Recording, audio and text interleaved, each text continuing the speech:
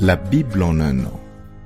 1 Chronique chapitre 4 verset 5 à 1 Chronique chapitre 5 verset 17. Psaume 5. Proverbe 18, 19. Lecture du 7 juillet.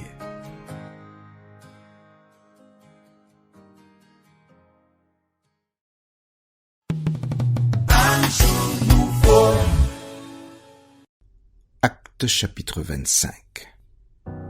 Festus, étant arrivé dans la province, monta 3 jours après de Césarée à Jérusalem.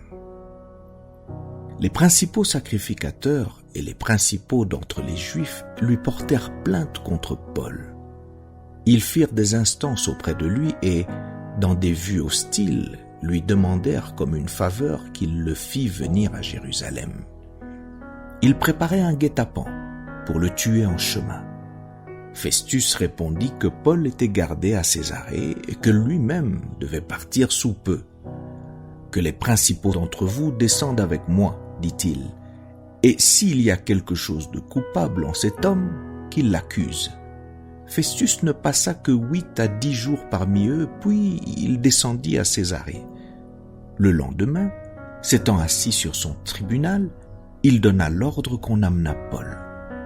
Quand il fut arrivé, les Juifs qui étaient venus de Jérusalem l'entourèrent et portèrent contre lui de nombreuses et graves accusations qu'il n'était pas en état de prouver. Paul entreprit sa défense en disant « Je n'ai rien fait de coupable, ni contre la loi des Juifs, ni contre le temple, ni contre César. » Festus, désirant plaire aux Juifs, répondit à Paul « Veux-tu monter à Jérusalem et y être jugé sur ces choses en ma présence ?» Paul dit « C'est devant le tribunal de César que je comparais, c'est là que je dois être jugé.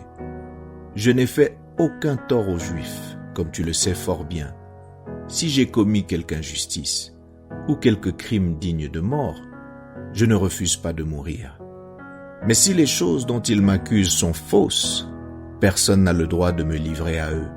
J'en appelle à César. » Alors Festus, après avoir délibéré avec le conseil, répondit « Tu en as appelé à César, tu iras devant César. » Quelques jours après, le roi Agrippa et Bérénice arrivèrent à Césarée pour saluer Festus.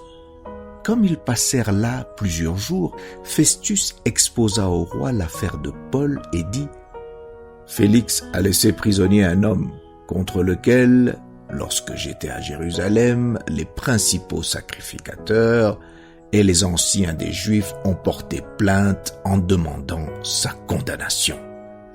Je leur ai répondu que ce n'est pas la coutume des Romains de livrer un homme avant que l'inculpé ait été mis en présence de ses accusateurs et qu'il ait eu la faculté de se défendre sur les choses dont on l'accuse.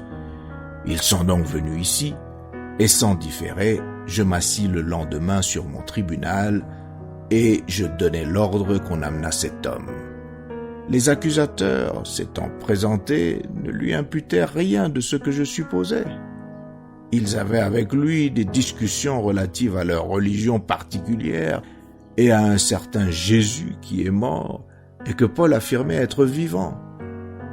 Ne sachant quel parti prendre dans ce débat, je lui demandai s'il voulait aller à Jérusalem et y être jugé sur ces choses. Mais Paul, en ayant appelé pour que sa cause fût réservée à la connaissance de l'empereur, j'ai ordonné qu'on le gardât jusqu'à ce que je l'envoyasse à Césarée. Agrippa dit à Festus « Je voudrais aussi entendre cet homme. » « Demain, » répondit Festus, « tu l'entendras. » Le lendemain donc, Agrippa et Bérénice vinrent en grande pompe et entrèrent dans le lieu de l'audience avec les tribuns et les principaux de la ville. Sur l'ordre de Festus, Paul fut amené. Alors Festus dit « Roi Agrippa, et vous tous qui êtes présents avec nous, vous voyez cet homme au sujet duquel toute la multitude des Juifs s'est adressée à moi, soit à Jérusalem, soit ici, en s'écriant qu'il ne devait plus vivre. Pour moi, ayant reconnu qu'il n'a rien fait qui mérite la mort, et lui-même en ayant appelé à l'empereur, j'ai résolu de le faire partir. Je n'ai rien de certain à écrire à l'empereur sur son compte.